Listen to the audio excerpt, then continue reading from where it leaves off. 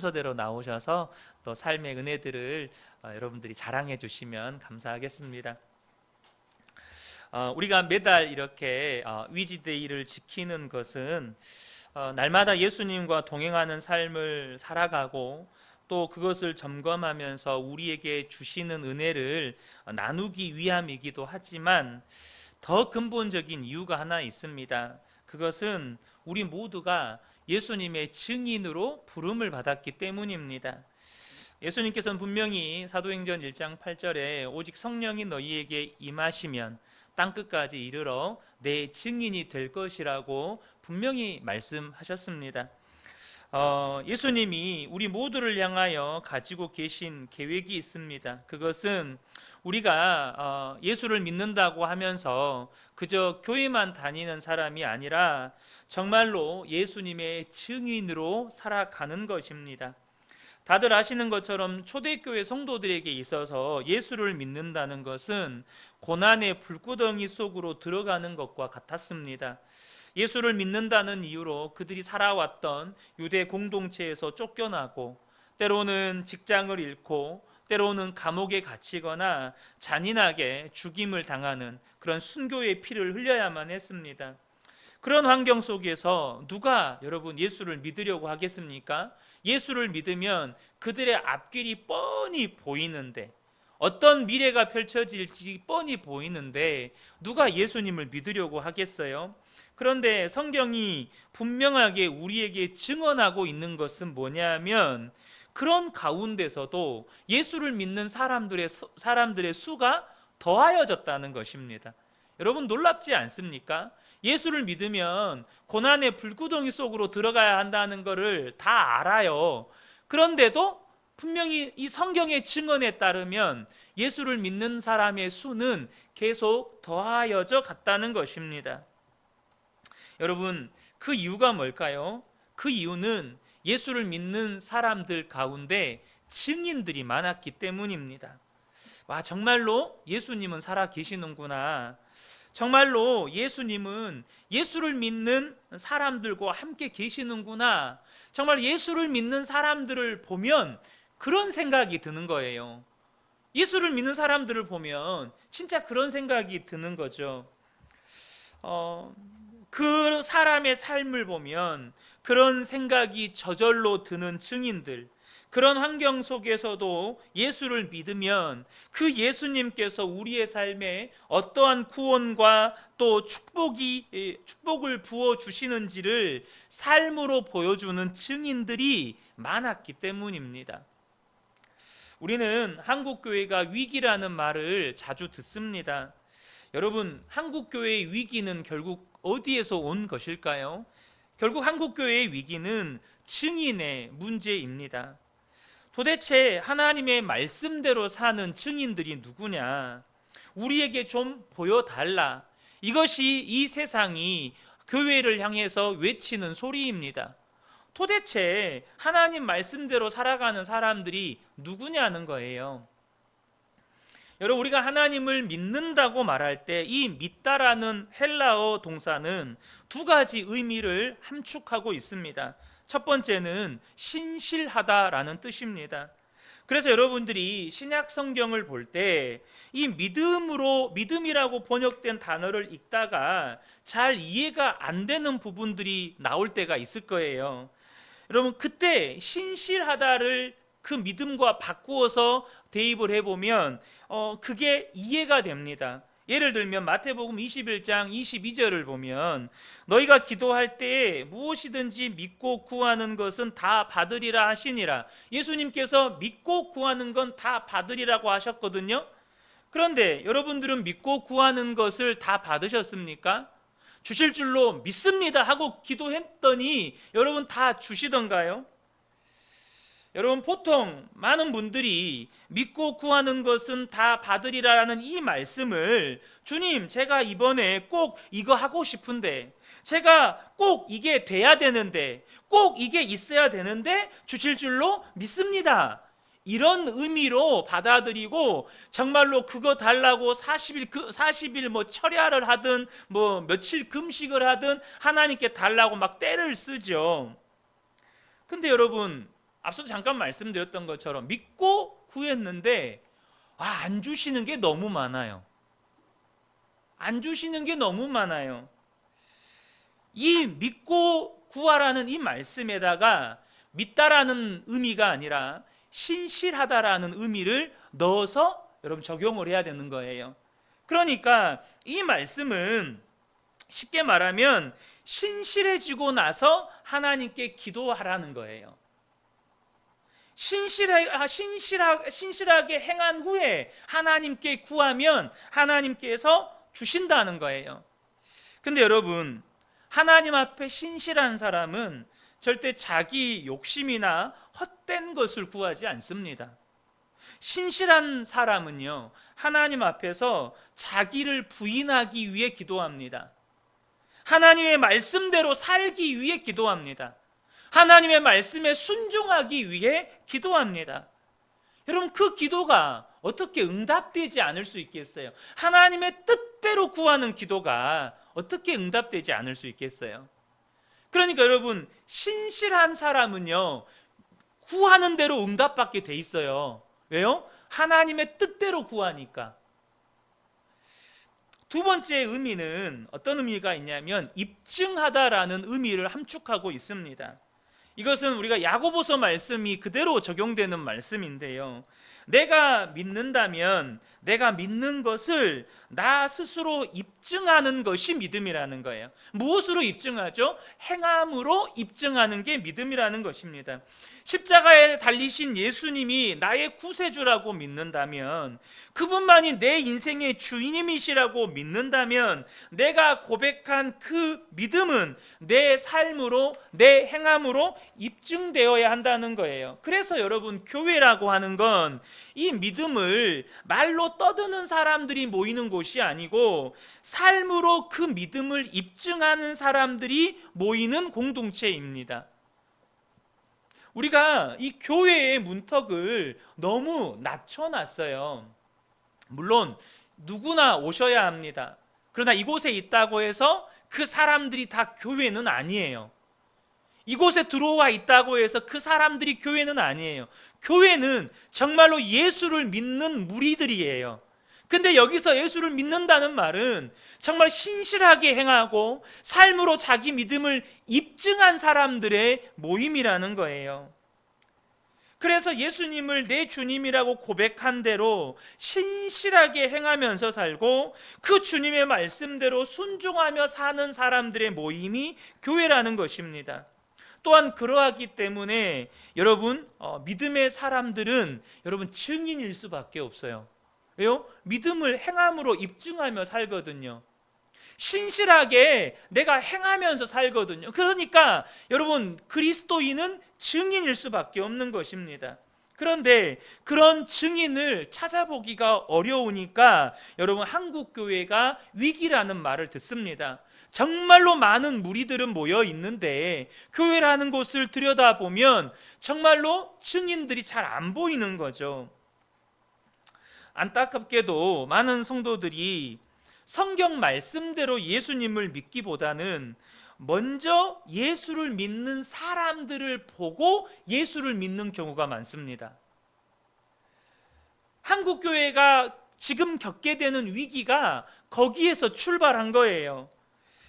우리가 처음 예수를 믿을 때, 예수를 믿는 것은 여러분, 나는 죽고 예수로 사는 거예요.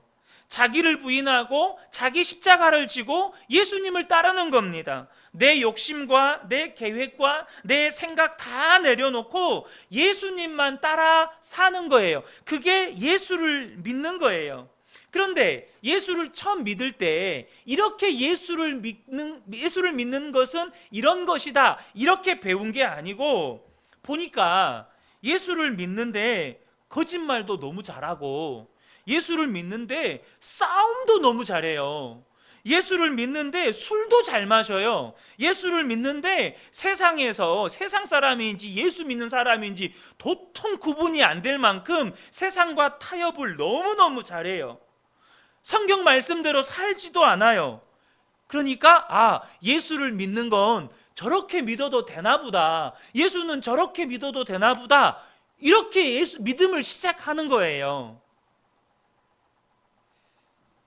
그렇게 살아도 되는 줄로 알고 예수를 믿었다는 거예요. 여러분, 이것이 오늘날 한국교회의 위기의 출발점이라는 거예요. 만약 누군가 사도 바울에게 정말로 나는 죽고 예수로 사는 예수님의 증인들이 당신 주변에는 있습니까?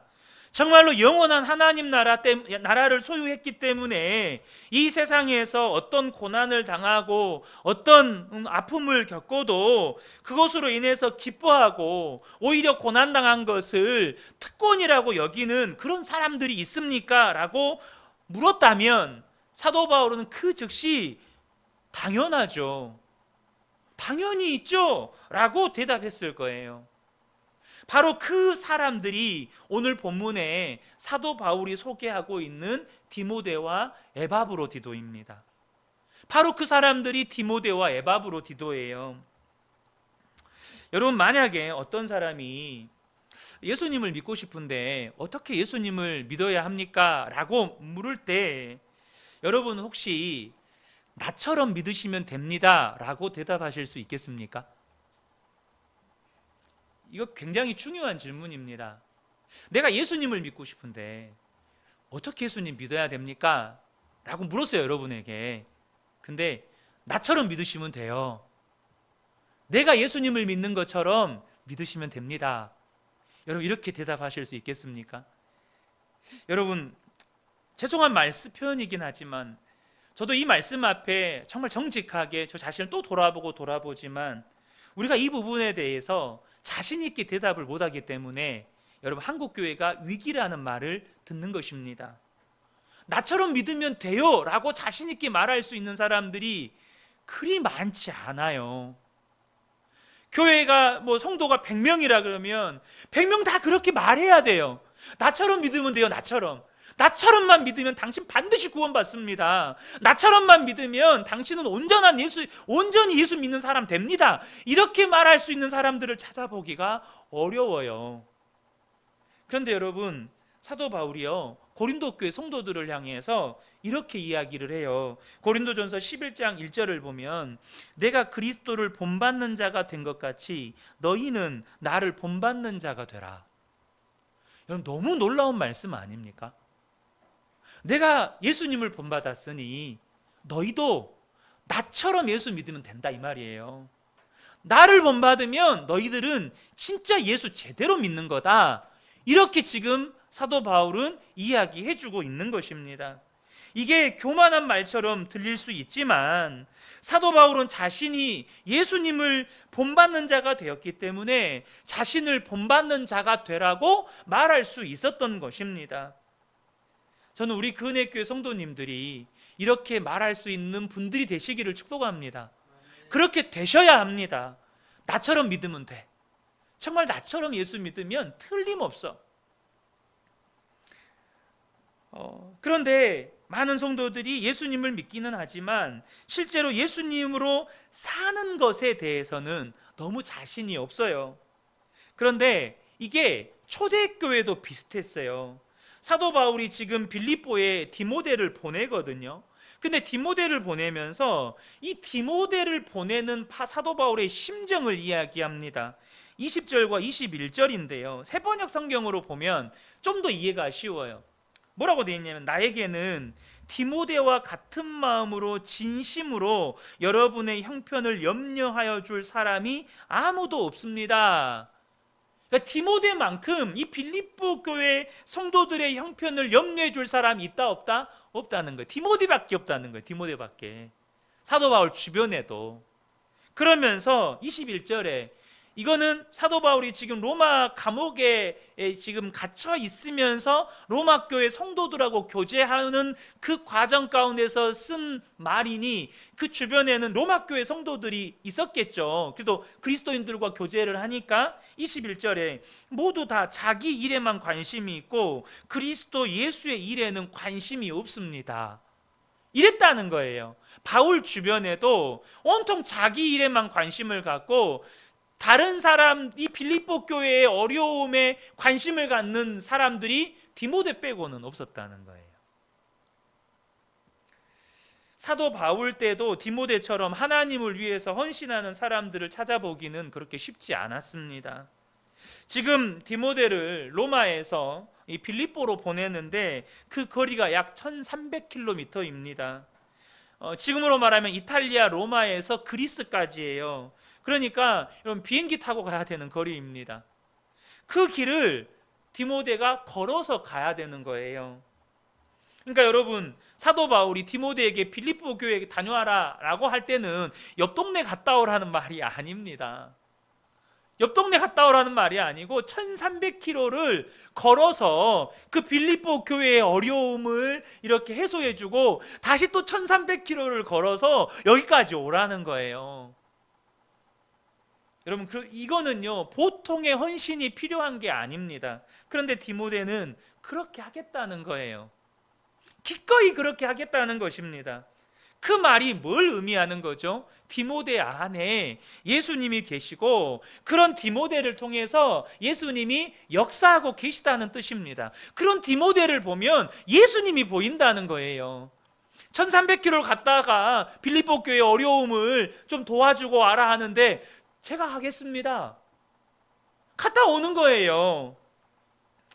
그런 디모데가 로마에서 빌립보에 왔을 때 빌립보 성도들은 얼마나 감격스럽고 얼마나 마음의 위로가 되고 얼마나 격려가 되겠어요.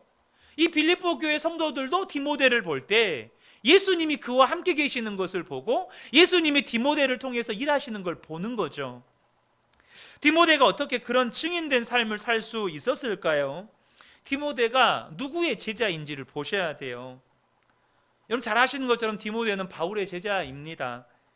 바울이 1차 전도 여행을 할 때 루스드라에 방문했는데 디모데는 이 루스드라 사람입니다. 그런데 사도 바울이 루스드라에서 복음을 전하다가 돌에 맞아 쓰러집니다. 이 돌을 던졌던 사람들은 쓰러진 바울을 보고 정말로 죽은 줄 알고 성 밖으로 내다 버렸습니다. 그런데 바울이 그때 다시 하나님의 은혜로 이 정신을 잃었다가 다시 깨어나요. 여러분 돌에 맞았으니 온 몸이 멍이 들고 터지고 막 피투성이였지 않겠습니까?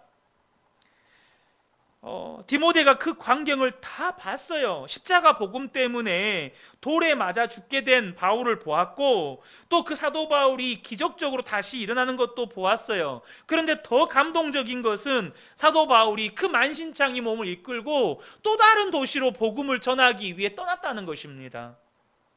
도대체 저 사람이 전하려고 하는 그 예수님이라고 하는 분은 어떤 분일까? 저렇게 목숨을 걸고 전하려고 하는 예수님이 도대체 어떤 분일까? 그러니까 주님이 함께 하시지 않으면 도무지 있을 수 없는 일을 디모데가 목격한 것입니다. 그리고 바울이 2차 전도 여행 때 루스드라에 다시 방문하는데 그때 디모데가 바울을 따라 나섭니다. 왜 따라갔을까요? 자신도 이 바울이 전한 복음을 들었고 믿었고 이젠 자신도 바울처럼 살고 싶은 거예요. 자신도 이제 예수님을 위해 살고 싶은 거예요. 그래서 사도 바울의 제자가 되어서 훗날 지금의 담임 목사와 같이 에베소 교회를 그렇게 디모데가 섬기게 됩니다. 뭘 알 수 있습니까? 증인이 증인을 낳는 것입니다. 예수님을 제대로 믿는 사람을 보게 되면 그 사람과 자꾸 교제하게 되면 그 사람을 닮아가는 역사가 일어나게 되는 거예요. 우리에게요 말씀을 잘 아는 사람도 필요하고 말씀을 잘 가르치는 사람도 필요합니다. 하지만 여러분이 조금만 시간을 내서 핸드폰으로 검색만 해도 그런 분들 많이 만날 수 있어요. 말씀 잘 알고 말씀 잘 가르치는 분들 핸드폰으로 검색만 해도 유튜브에 들어가시면 정말 많아요. 그런데 이 시대에는 정말로 증인이 필요합니다. 예수님이 정말로 함께 계시고 그 예수님으로 사는 증인이 필요하다는 거예요. 하나님의 말씀대로 사는 사람, 말씀이 삶이 되는 사람, 정말로 예수님을 제대로 믿는 사람이 이 시대에는 필요하다는 것입니다. 또 한 사람 에바브로디도가 나옵니다. 이 에바브로디도는 원래 빌립보 교회 성도인데요, 사도 바울이 빌립보 교회를 세울 때 예수를 믿은 사람 같습니다. 그런데 사도 바울이 로마 감옥에 갇혔다는 소식이 이 빌립보 교회에 전해지게 됩니다. 근데 여러분, 로마 감옥의 시스템은 웃긴 게 뭐냐면, 이 가택연금 상태에서 로마 군인들이 교대로 이 바울을 지키거든요. 이 로마 군사들의 월급을 바울이 줘야 됩니다. 바울이 줘야 돼요. 참 희한한 시스템이죠. 그러니까 죄수가 자기를 지키는 군사들의 월급을 줘야 되기 때문에 얼마나 돈이 많이 들어요. 그러니까 이제 빌립보 교회 성도들이 헌금을 해가지고 이제 사도 바울에게 보내는 것이죠. 그런데 여러분, 이 일을 누구에게 맡기냐면 에바브로디도에게 맡기는 거예요. 그럼 여러분들이 정말로 사도 바울을 돕기 위해서 헌금한 돈을 가지고 갈 사람을 뽑을 때 누구를 뽑겠습니까? 저 사람은 분명히 들고 튈 거야, 이 사람한테는 절대 안 맡기죠.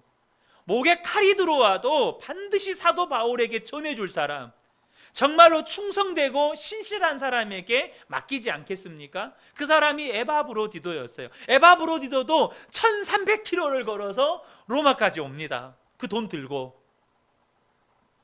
근데 여러분, 그런 에바브로디도를 봤을 때 바울이 얼마나 또 기뻐하고 위로를 받았겠어요. 근데 문제가 뭐냐면, 그 먼 거리를 이동해 온 에바브로디도가 몸이 쇠약해졌는지 죽을 병에 들게 됩니다. 로마까지 와서 다 죽게 생긴 거예요. 사도 바울이 얼마나 안타까워하면서 하나님께 간절히 기도했겠습니까? 또 빌립보 교회 성도들도 이 소식을 듣고 얼마나 걱정하면서 간절히 기도했겠습니까? 하나님께서 기도에 응답해 주셔서 살려주셨습니다. 그러니까 여러분, 에바브로디도는요, 사도 바울을 위해서 목숨까지 내놓은 사람이에요. 어떻게 그게 가능하죠? 이유는 하나뿐이에요. 사도 바울 때문이 아니고 예수님 때문이에요. 그러니까 예수님이 에바브로디도의 생명이 되신 증거가 그냥 에바브로디도의 삶을 통해서 드러나는 겁니다. 정말 에바브로디도는 예수님이 함께하는 사람이다. 에바브로디도는 정말로 예수님이 역사하시는 사람이다. 그러니까 디모데나 에바브로디도나 다 오직 예수로 사는 사람들이었고, 그들로 말미암아 빌립보 교회가 세워지고 또 사도 바울이 섬김을 받게 됩니다. 위로를 받게 돼요.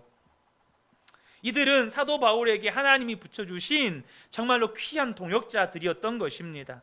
이 모든 일들이 그들 안에 거하신 예수 그리스도로 말미암아 이루어진 일이라는 것입니다.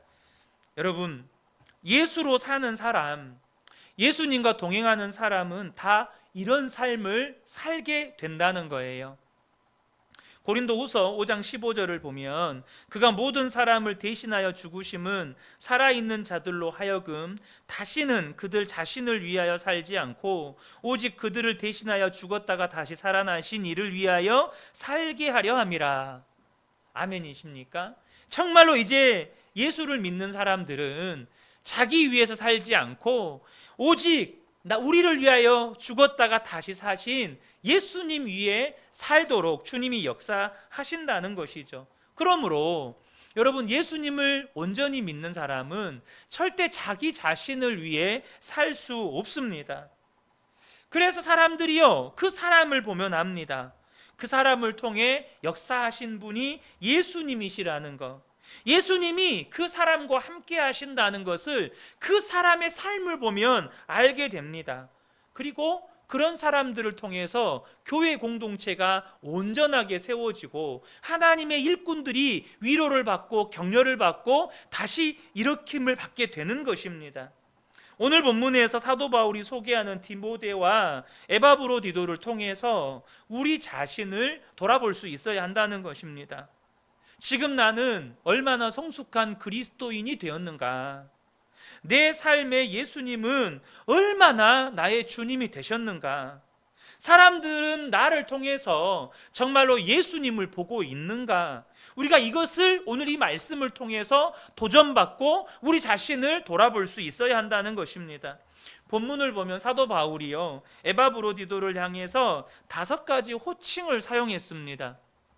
25절에 보면 그러나 에바브로디도를 너희에게 보내는 것이 필요한 줄로 생각하노니 그는 나의 형제요 함께 수고하고, 여기는 그냥 수고하고라는 동사형으로 번역이 되어 있는데 다른 한글 번역 성경을 보면 동역자로 이렇게 번역이 되어 있습니다. 그러니까 에바브로디도를 함께 수고한 동역자로 사도 바울은 호칭하고 있는 거예요. 함께 군사된 자요 너희의 사자로 내가 쓸 것을 돕는 자라. 이렇게 에바브로디도를 향해서 5가지의 호칭을 쓴다는 건 그만큼 에바브로디도가 사도 바울에게 필요한 사람이었다는 뜻입니다. 정말로 여러분, 내가 어떤 사람을 막 칭찬해요.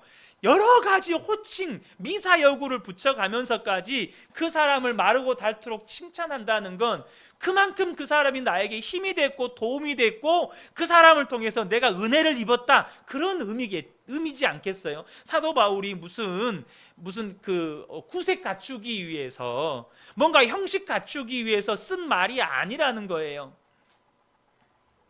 그런데 여러분, 그렇게 필요한 에바브로디도, 지금 사도 바울은 감옥에 갇혀 있잖아요. 물론 가택 연금 상태이긴 하지만 갇혀 있지 않습니까? 여러분, 사람이 어려울 때 자기에게 필요한 사람이 옆에 있어 주기를 원하는 게 사람의 본성입니다. 여러분 그러잖아요. 내가 힘들고 어려울 때 나에게 정말 필요한 사람이 내 옆에 있어 주기를 원하는 게 사람의 본성인데, 그 에바브로디도를 바울은 다시 빌립보 교회로 돌려보냅니다. 자신보다 빌립보 교회에 더 필요한 사람이라고 판단했기 때문이죠. 그러니까 에바브로디도는 다시 또 이 빌립보 교회를 세우는 귀한 일꾼이 됩니다. 에바브로디도나 디모데는 사도 바울에게 큰 힘이 되어 주었어요. 사도 바울 안에도 예수님이 계셨지만 동일하게 오직 예수로 사는 디모데와 에바브로디도가 사도 바울을 섬겨 주었기 때문에 사도 바울이 또 로마에서도 복음을 전해야 한다는 그 하나님의 말씀대로 그 사명을 감당할 수 있었던 것이죠. 본문에서 중요한 메시지를 우리에게 줍니다. 여러분, 교회가 어떻게 세워지게 되는 것입니까? 여러분, 절대 교회는 돈으로 세워지는 거 아닙니다. 절대 교회는 사람 능력으로 세워지는 거 아닙니다. 절대 교회는 사람 수로 세워지는 거 아닙니다. 절대 교회는 사람의 어떠함으로 세워지는 거 아니에요. 교회는 나는 죽고 오직 예수로 사는 사람들, 예수의 증인된 사람들로 인해서 세워지는 것입니다. 그렇게 교회는 세워지는 거예요. 저는 우리 근혜교회 모든 성도님들이 그런 사람들로 부르심을 받았다고 저는 믿습니다. 우리 성도님들이 정말로 예수님의 증인 되어서 교회를 세우고 또 여러분을 통해서 또 한 사람의 바울이 세워져 갈 거예요. 누군가는 바울로 세워지게 될 거예요. 여러분 그거를 믿으시고 기대하십시오. 나를 통해서 교회가 세워지고 나를 통해서 이 시대에 바울이 세워질 거라는, 여러분 그런 기대하십시오. 우리 모든 성도님들이 정말로 예수님이 나의 주님이신 것을 말로만 떠들지 않고 신실하게 행하고 삶으로 입증하는 예수님의 증인으로 살아가고, 그래서 교회를 아름답고 건강하게 세워가고 또한 아름다운 하나님의 일꾼들을 세워가는 그런 복된 분들 되시기를 예수님의 이름으로 축복합니다. 아멘. 자, 이 시간에는 우리 성도님들 나오셔서 또 예수님과 동행했던 삶의 은혜들을 나누어 주시겠습니다.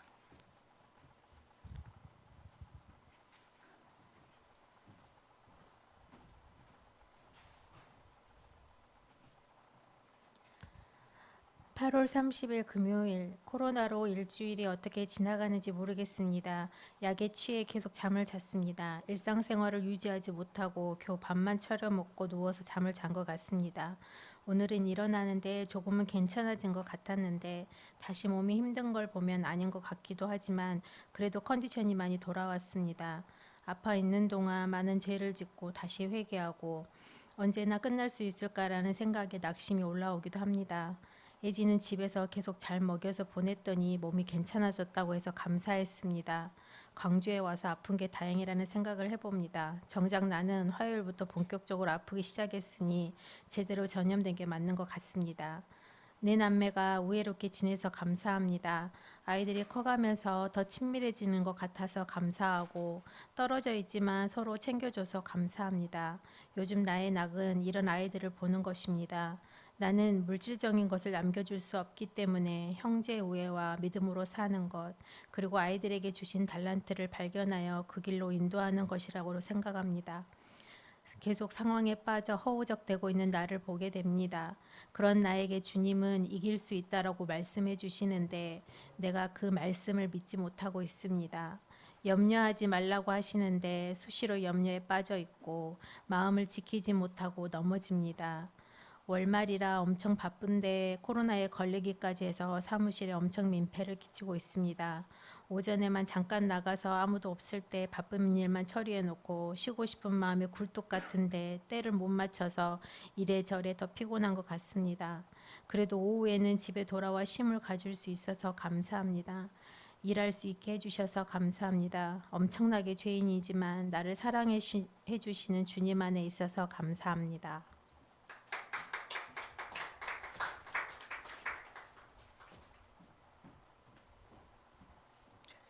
감사합니다. 9월 3일 제목은 독서입니다. 하나님 감사합니다. 사랑합니다. 새벽 말씀으로 엘리야가 해오리 바람으로 하늘로 올라갔다는 말씀으로 은혜의 시간이었습니다. 큰 이적과 기적을 이 땅에서도 보고 싶습니다. 감사합니다. 오늘은 도서관에 큰맘 먹고 가서 여러 가지 여기저기 구경하고 성인들 컴퓨터 하는 모습, 독서하는 하시는 분들,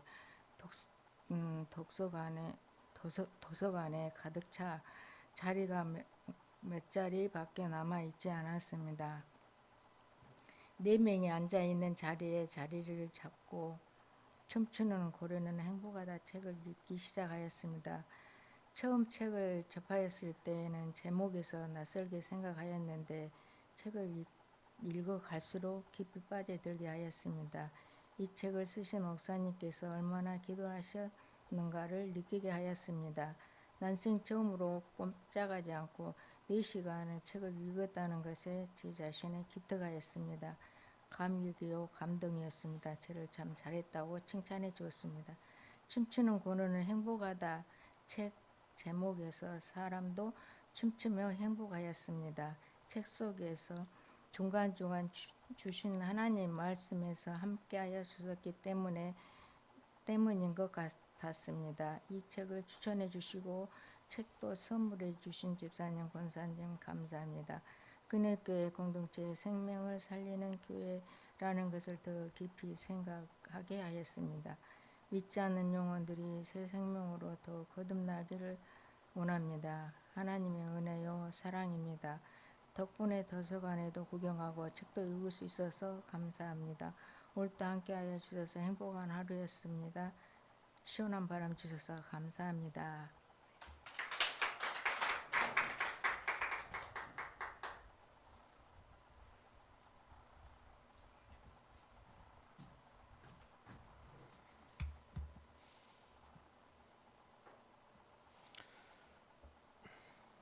어, 9월 1일 주일 제목 그래도 은혜는 흐르네.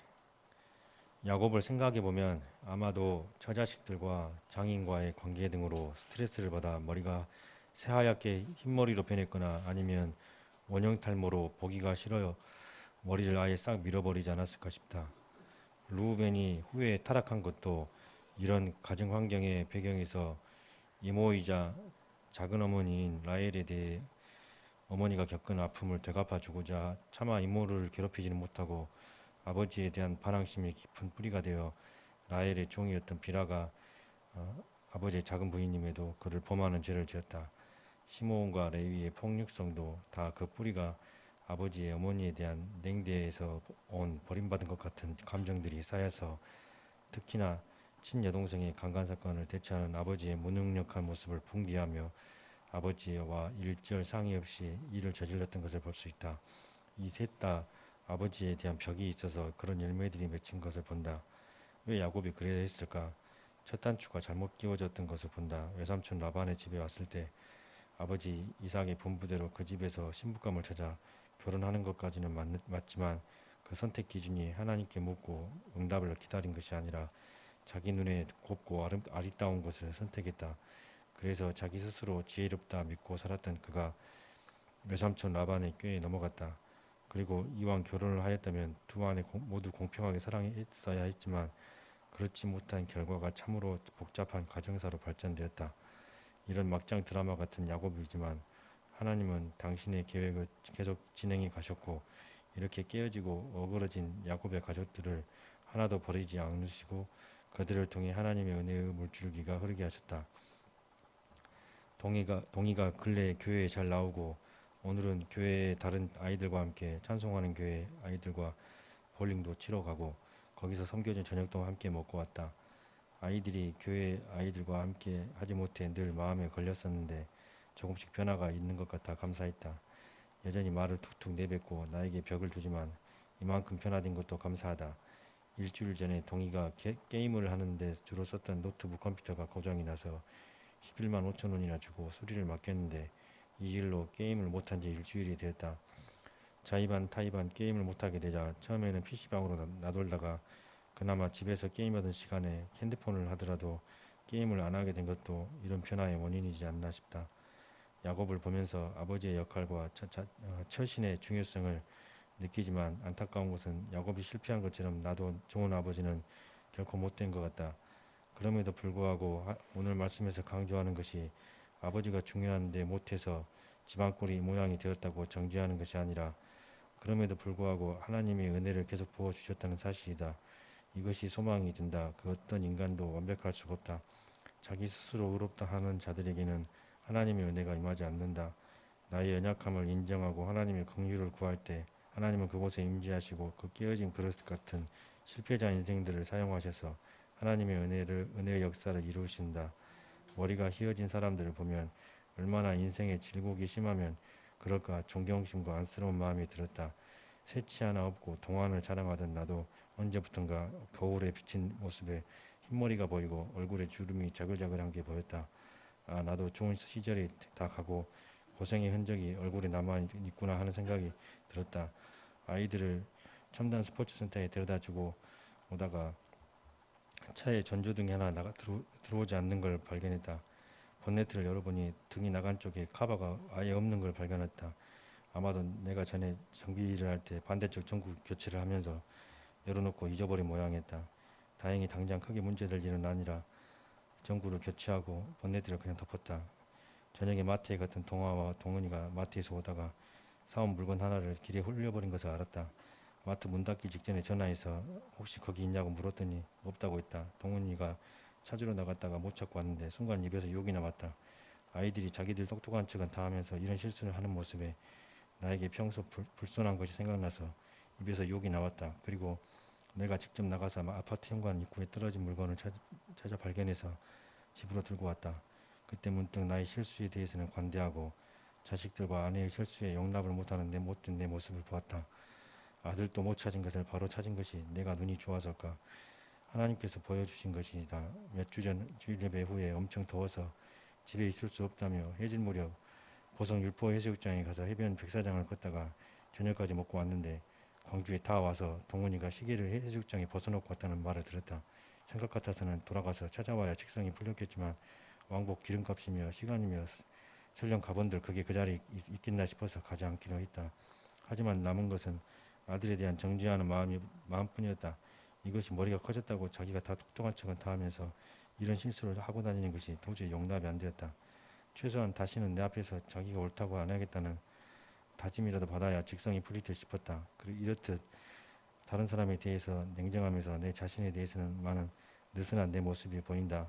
하나님의 은혜는 우리의 어떠함에 의해서가 아니라 전적으로 하나님 자신의 긍휼하심으로 우리에게 임한 것을 인정한다. 그 앞에 나는 아무런 주장할 건덕지도 없다. 그 앞엔 다만 겸손히 마음을 낮추고 감사드릴 뿐이다. 자격 없는 내게 은혜를 베풀어 주셔서 지금 내가 존재하고 살아서 숨을 쉬고 생활하고 있다. 주님께서 내 마음을 지켜주시고 은혜에서 떨어지지 않게 붙들어 주시기를 기도한다. 환절기에 감기 기운이 있는데 건강을 회복시켜 주시기를 기도한다. 오늘도 은혜에 대한 깨달음을 주셔서 감사드린다.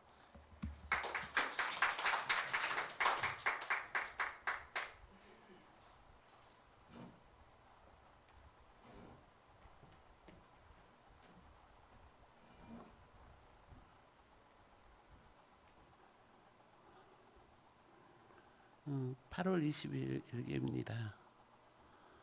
도종환 시인의 부드러운 직선이라는 제목의 시집을 받아들고 직선이 어떻게 부드러울 수가 있지?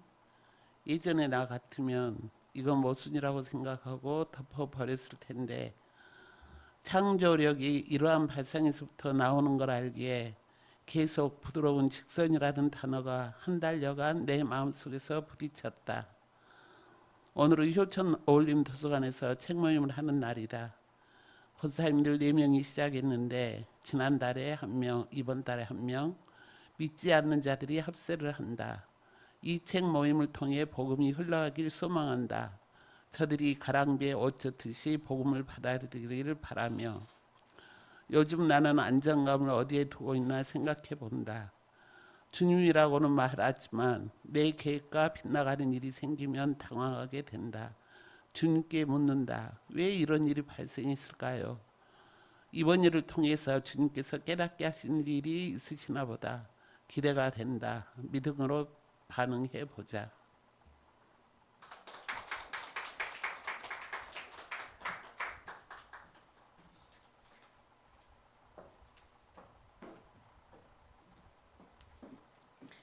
저는 9월 1일입니다.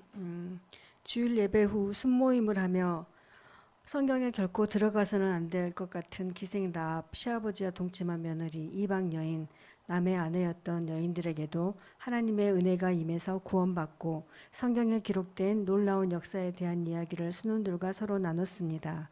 내가 어떤 환경 가운데 태어났다 할지라도 그것이 나의 운명이나 삶을 결정할 수 없고 하나님의 사랑과 축복을 제한할 수 없습니다.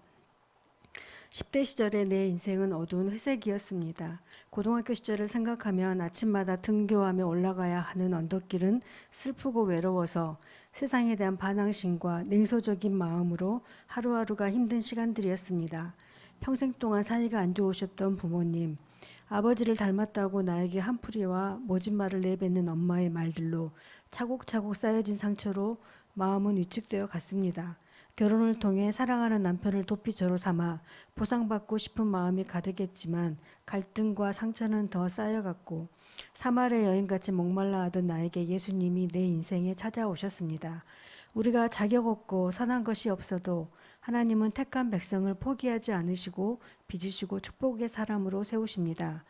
부모님으로부터 받은 상처들, 남편과 갈등으로 낮아진 자존감이 나를 창조하시고 있는 모습 그대로를 사랑하신 하나님을 아바 아버지라 부를 때 내 정체성과 그 사랑을 알게 하시고 상처를 회복시켜 주셨습니다.